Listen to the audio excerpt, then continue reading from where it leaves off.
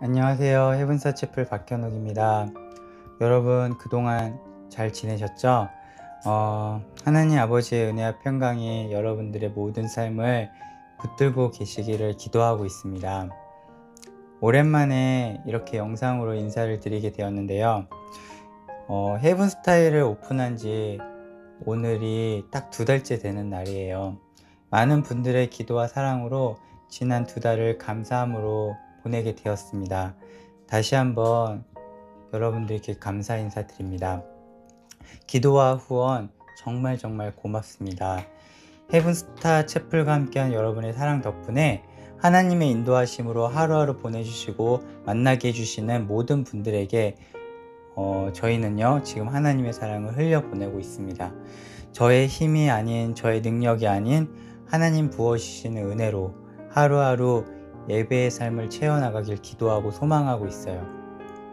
헤븐스타일 오픈 2달이 된 지금 지난 2달을 돌아보며 말씀 묵상을 사랑하는 헤븐스타 채플 여러분들과 함께 나누어 보고자 합니다. 저는 한 달 전에 사랑하는 아내와 뱃속에 있는 한별이와 같이 영화 한 편을 보게 되었어요. 그 영화의 제목은 언약이었습니다. 갈릴리 혼인잔치를 통해 우리 예수님께서 제자들과 오늘날 우리에게 하늘나라의 비밀을 알려주셨어요. 그 내용을 그 영화는 다루고 있었습니다. 언약이라는 제목의 영화는 말입니다. 최근에 밝혀진 역사적 사실을 통해 갈릴리 혼인잔치의 참된 의미를 생각해보고 알아가는 시간을 영화는 제공해주고 있었어요. 여러분, 요한복음에서 사도 요한은 예수님께서 행하신 기적을 표적이라는 단어를 사용했습니다. 바로 헬라어 세메이온이라는 단어예요. 7가지 표적을 통해 예수님께서 살아계신 하나님의 아들이심과 예수 그리스도만이 구원받는 유일한 길임을 안내해주고 있습니다. 요한복음은 그렇게 세메이온, 즉 표지판이라는 그 단어를 통해 우리를 예수 그리스도의 품으로 안내해주고 있는 것이에요. 요한복음의 첫 표적은 갈릴리 가나 혼인잔치의 에피소드로 시작됩니다. 어떤 표적이었나요? 우리가 너무나도 잘 알고 있는 내용이죠. 바로 물이 포도주가 되는 사건을 다루고 있어요. 왜 하나님께서는 사도 요한을 통해 예수님께서 행하신 표적의 첫 번째를 혼인잔치에 담아두고 계셨을까요? 저는 언약이라는 영화를 보면서 정말 깜짝 놀랐습니다. 하나님께서 그분이 찾으시는 자녀들과 얼마나 함께하고 싶으신지 하나님 아버지의 그 마음이 저의 세포 곳곳으로 스며들기 시작했어요. 최근에 밝혀진 갈릴리 혼인잔치의 비밀, 제가 잠깐 리뷰를 해드리겠습니다. 영화를 시청하신 분도 계시겠지만 아직 못 보셨다면 꼭 추천드립니다. 유튜브에서 조금의 비용만 결제를 하면 다운받아 시청하실 수가 있어요. 이 영화는 다큐멘터리 장르입니다. 혼인을 하게 되는 한 젊은 남자와 여자가 언약식을 맺는 장면으로 시작됩니다. 예수님과 제자들은 갈릴리에서 살았기 때문에 갈릴리 지역의 혼인 예식에 아주 익숙한 분들이었습니다. 다른 중동이나 그 옆에 유대 지역의 결혼 풍습과는 다른 독특한 문화가 있었던 갈릴리, 이 결혼 문화를 통해 예수님께서는 예수님 자신과 사랑하는 신부인 교회의 관계를 설명해 주고 계셨어요. 제자들이 예수님의 혼인잔치의 비유를 들었을 때 예수님 왜 다시 오시나요? 이렇게 질문하지 않았고 언제 오십니까? 질문했던 이유는 혼인 예식의 문화를 너무나도 잘 알고 있었기 때문이라는 것입니다. 남자와 여자는 포도주를 주고받으면서 언약을 맺습니다. 그러면 1년 동안 남자는 아버지 집에서 신혼집을 준비하고 혼인잔치 음식을 준비합니다. 왜 1년 동안이나 준비해야만 되는지 제가 뒤에서 설명드리겠습니다. 신부된 여자는 신랑 아버지가 준 언약금으로 웨딩드레스를 준비합니다. 마찬가지로 1년 동안 말입니다. 그런데 재미있는 사실 한 가지, 1년 동안 결혼을 준비하지만 결혼식 날짜와 시간은 아무도 모른다는 것입니다.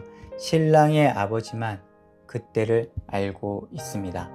이것이 갈릴리 혼인 예식의 독특함이죠. 언약식을 맺은 지 1년이 찼잖아요. 그러면 신랑과 신부는 이렇게 생각할 것입니다. 아, 이제 때가 되었구나. 신부는 들러리인 친구들과 언제 올지 모르는 신랑을 맞이하기 위해 1년이 찬 후부터 웨딩 드레스를 입고 잠자리에 듭니다. 이것이 키포인트입니다. 1년이 찬 시점, 우리의 시선은 여기에 고정되어야 되는 거예요. 예수님께서 도적같이 다시 오시겠다 말씀하셨죠. 실제로 도둑은요, 보통 밤에 활동을 하잖아요. 갈릴리 혼인잔치도 한밤중에 이루어진다고 합니다. 신랑의 아버지가 곤히 잠든 아들을 드디어 깨웁니다. 그리고 말씀하시죠. 아들아, 오늘이다. 신랑은 입이 귀에 걸렸고 좋아서 얼른 일어나서 나팔을 들고 친구들과 함께 온 동네를 돌면서 나팔 소리로 사람들을 깨웁니다. 혼인잔치 초청을 받은 사람들은 옷을 입고 신랑과 함께 신부의 집으로 향하죠. 신부는 들러리와 함께 등불을 들고 신랑을 맞이합니다.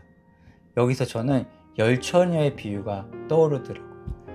그리고 신랑이 준비한 가마에 신부를 태우고 신랑 집으로 향합니다.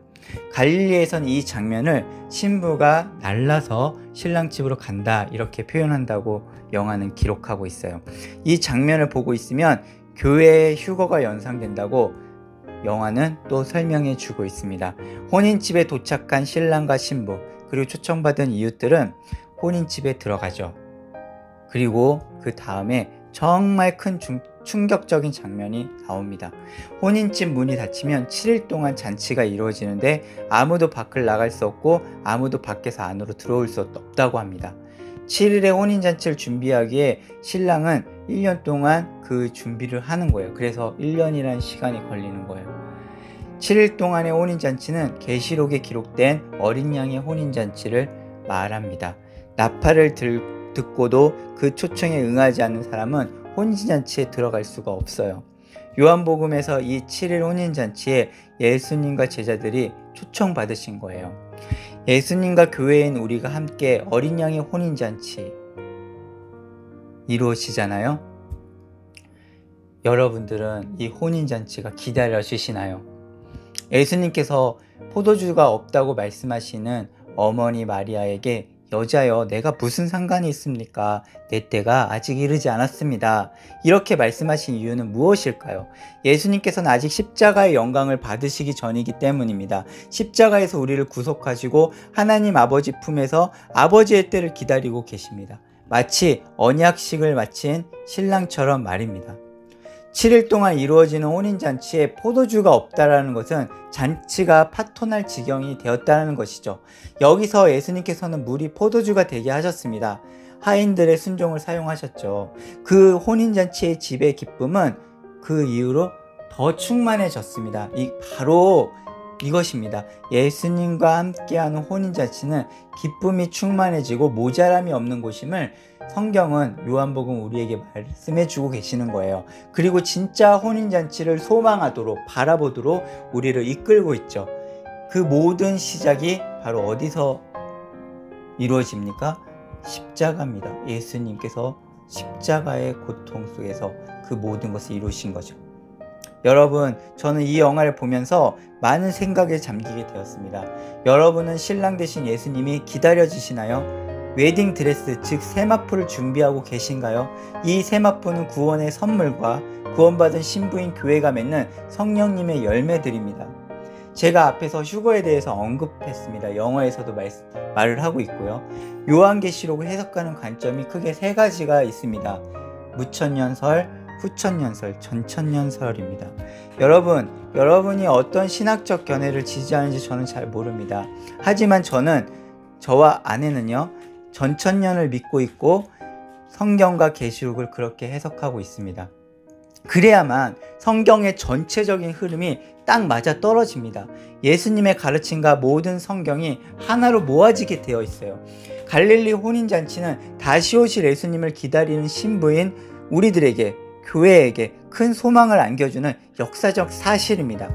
그것이 최근에 밝혀진 것이라고 영화는 말해주고 있어요. 이 땅에 적그리스도의 세력이 전 지구를 장악할 그 시점에, 그리고 예루살렘이 그곳에 제3성전이 세워질 시점에 우리는 주의 깊게 살펴봐야 됩니다. 언제일지 모르지만 때가 찼다는 것을 우리는 그것을 통해서 알 수 있으니까요.